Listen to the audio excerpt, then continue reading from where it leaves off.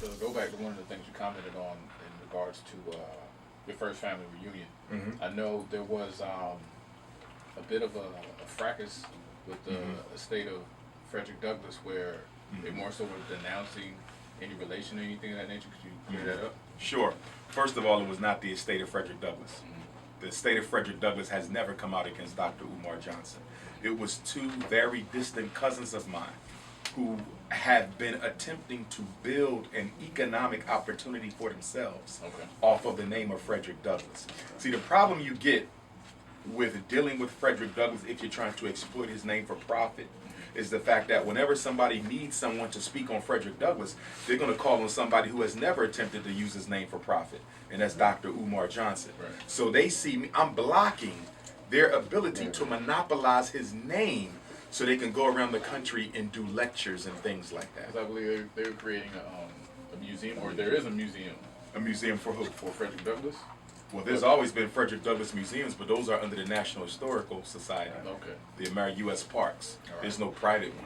Right. Black people don't have much of private anything. Right. The U.S. government owns 95% of every Black history site you can name. Right. So, but that letter that Roland Martin read from on that interview did not come from Frederick Douglass's family. Right. It came from two Negroes within the family who would very much like to get me out the way. They think I'm the reason they can't get paid off of Frederick Douglass. That's what they think. It's partly true, because anytime somebody wants to get some authentic commentary on Frederick Douglass, they probably would ask me, because I'm a blood relative and I'm more prominent in the social sphere than they are. Right. But they also fail to recognize that my work has nothing to do, or very little to do, with being related to Frederick Douglass. I've never been invited to speak yet where they said, we want you to come and talk on Frederick Douglass. It hasn't happened. Right. I've never been invited to speak yet where they said, because you're related to Frederick Douglass, we want to come and hear you. You follow? Right. But they don't seem to understand it. They think I'm the reason they can't hustle Frederick Douglass's name when I have absolutely nothing to do with it.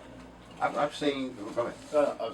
I just wanted to, backpedal a little bit, because earlier we talked about the millennials don't really have it because they're, because of they're born in their timeline, whatever, that they haven't been educated, they haven't seen it, haven't witnessed. And we haven't taught them. We haven't Exactly. taught. So my question was, how do you get them involved? You know what I'm saying? Because I'm a millennial. I mean, I'm probably a little bit more, wiser or woke than other people. But how do you reach the millennials? And because our generation is like now, like we need it like ASAP. Like that's how it. It could be a curse, like you said, but it's also very much a curse. You know what I'm saying? But it can Because also there's be. no one-day revolution.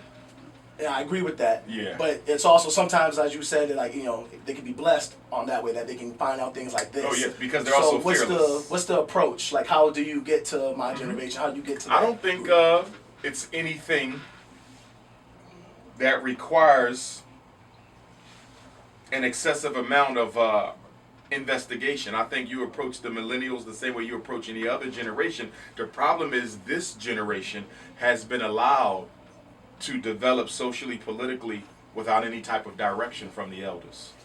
I think that would mark this generation apart from the previous ones. And a lot of that is the elders' responsibility. If you go back to the rebellions that took place in Ferguson, Baltimore, all across the country, Charlotte, we saw a divide between the youth and the elders. And that divide was very obvious. And the reason that divide existed is because the youth who were fearless wanted change now. And that's where that urgency of now is a benefit to the millennial generation. But they also saw that their parents and their grandparents were scared Passive. to challenge, not passive, scared to challenge the power structure. So if I'm a youth, and my job is to look to you for guidance, but I see you're scared to challenge the entity that's threatening my very survival, how can I respect you? The youth, because they have not yet been taught to be cowards, okay, they cannot respect anyone who is a coward. And the reason why we keep on having these conversations about why the youth don't respect the elders is because the elders haven't given them a reason to. You can't have the police out here shooting us like this and you won't do nothing about it. Have you noticed the black church missing in action? Our national black leaders missing in action. NAACP and Urban League on the issue of police genocide, missing in action. The black fraternities and sororities, missing in action. The black professional organizations, missing in action. For all intents and purposes, our youth are out there by themselves. alone and naked, facing those firearms. And it's a shame because the adults are scared. We want to protect our car note. We want to protect our Mercedes Benz. Yep. We want to protect our little retirement plan we got coming up. That's how weak black people have become. Things are more important than life.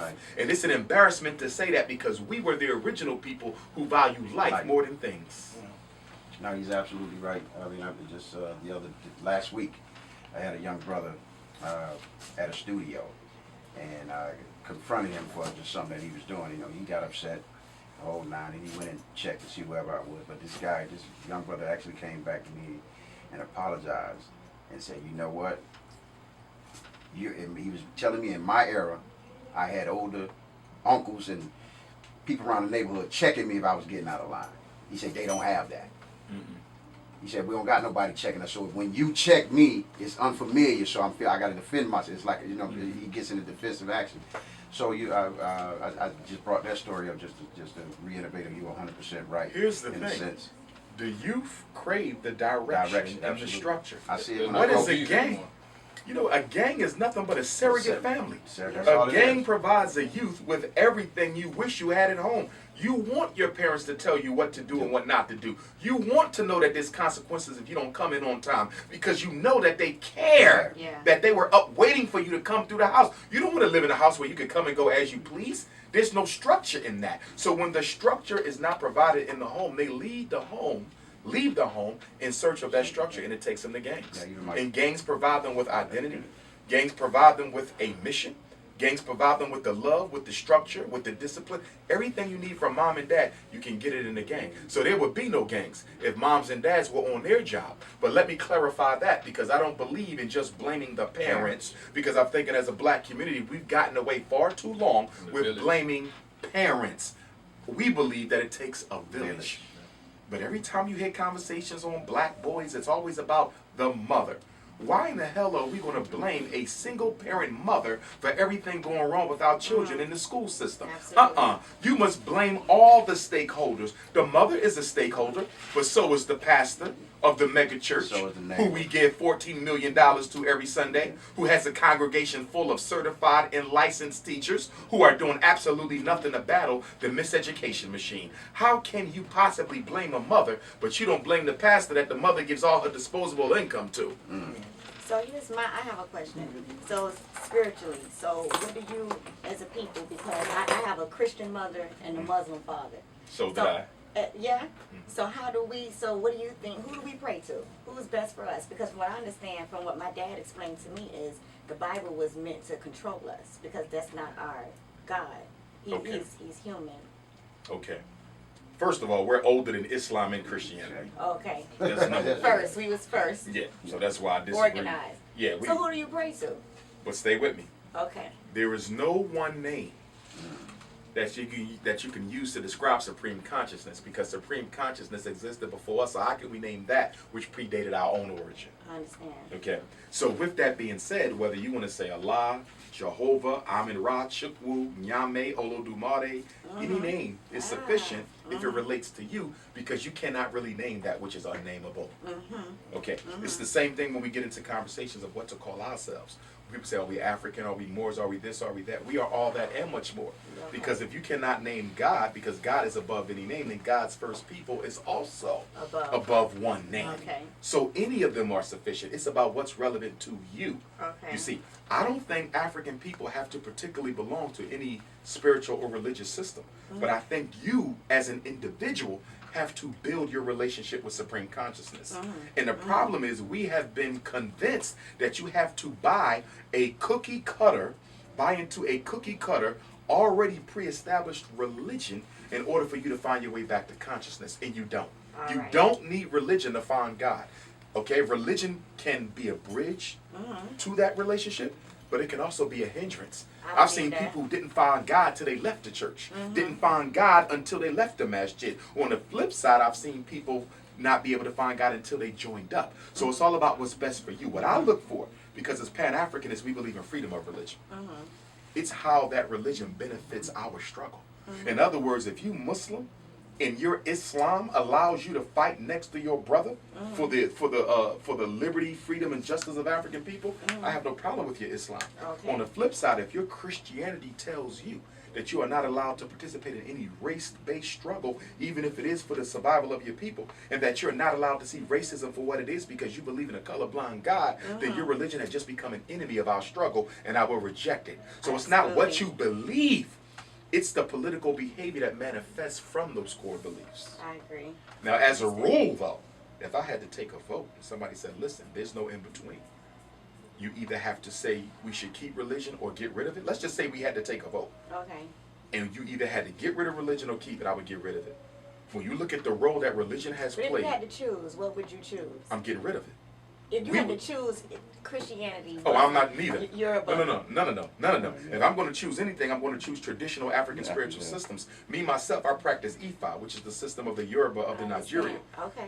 You follow? So I'm going to Uh-huh. go with an African traditionalist system because we were dealing with God way before before. Abraham, Jesus, and Muhammad were born. Absolutely. So we don't need none of those, Okay. although I can respect people who choose to walk that path. Absolutely. I have a question from someone at the home off of Facebook Live.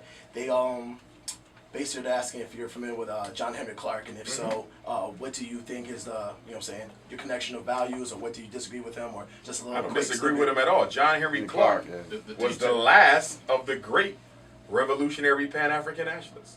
We are of the same ideology. So he is someone that I think everyone should study, along with the late, great Dr. Amos Wilson, who I think was the greatest black psychologist of all time, but probably the greatest practical scholar of the modern age. So though Dr. Yusuf bin Yakinen, another Pan-African nationalist, we are all brothers within the same political ideology. He said the only solution to the problems we have is revolutionary Pan-African nationalism. Period, point blank, in the story.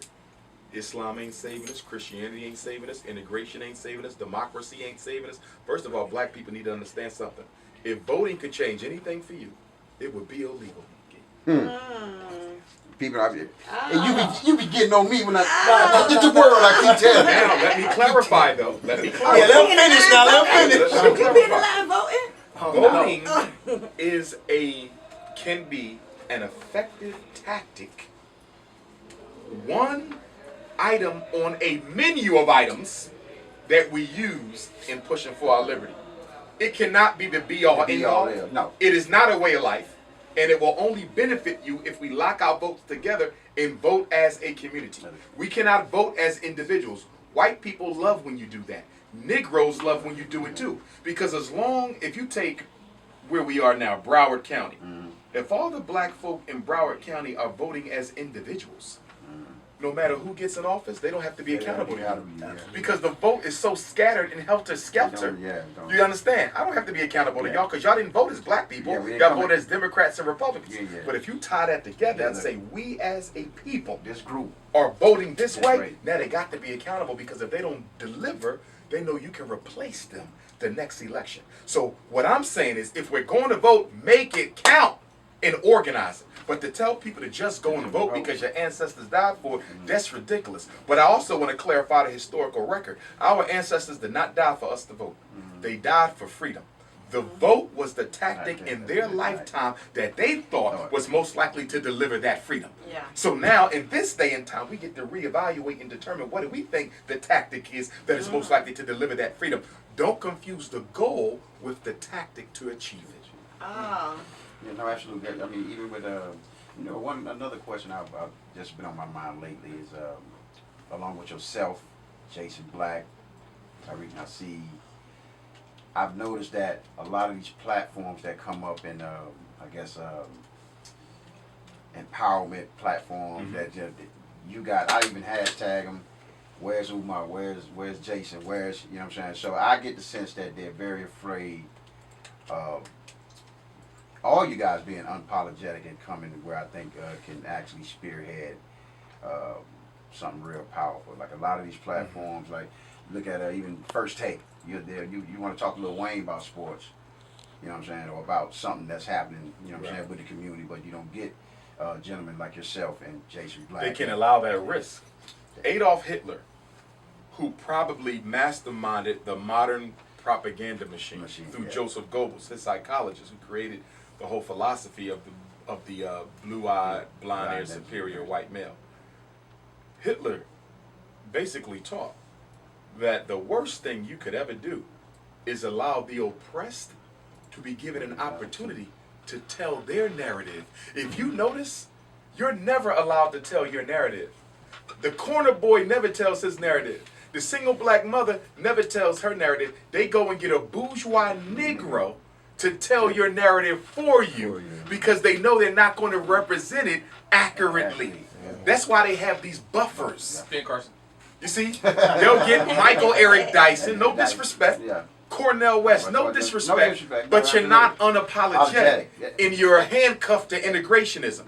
And that's the only narrative you hear parroted. So when people around the world want to know about the black reality, they never get the truth of it because it's always being funneled through selected Negroes, not black leaders leading blacks. Yeah, no, and I would like to add Big Killer Mike out of Atlanta to that as well. Like I just, you guys that I absolutely call big fellas, y'all walking, talking, and stand like big fellas. So definitely commend you and all the rest of them. And shout out to those brothers. Yeah, no,